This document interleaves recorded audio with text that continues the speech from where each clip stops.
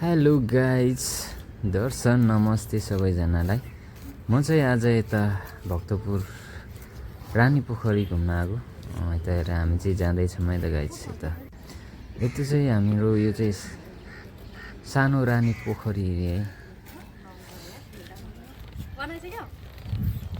बनाइसक्यो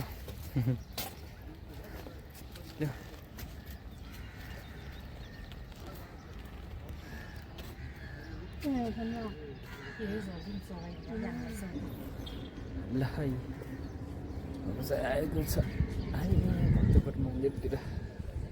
आज मन्दिर हुन्छ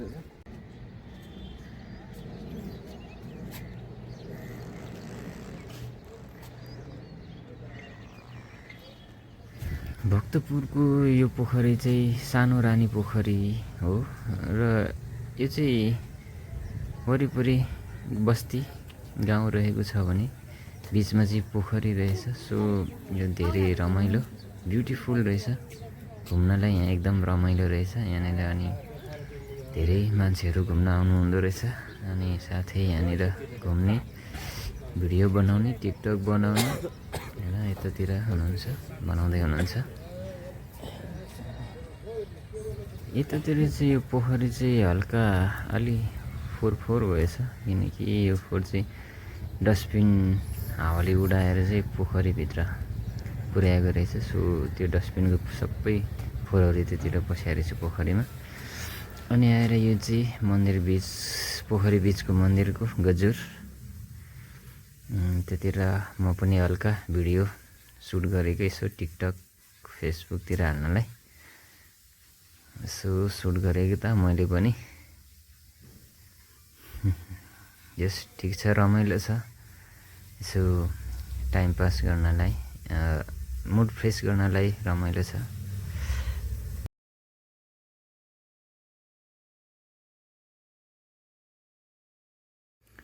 सो हजुरहरू पनि फ्री टाइम छ भने कसरी टाइम पास गरौँ भन्ने लाग्छ भने चाहिँ हाम्रो यो भक्तपुर रानी पोखरी, मिनी रानी पोखरीतिर आउनु होला। जस रमाइलो छ ठाउँ, एकदम ब्युटिफुल छ। मलाई चाहिँ एकदम दामी लाग्यो, रमाइलो लाग्यो। जस दामी छ। अब चाहिँ हाम्रो यताको घुमघाम पनि सकियो। अब चाहिँ हामी निक्लिने तर्खरमा छौँ। सो हजुरहरू पनि एकचोटि भिजिट गर्न आउनु होला, एकदम रमाइलो छ भन्न चाहन्छु। धन्यवाद।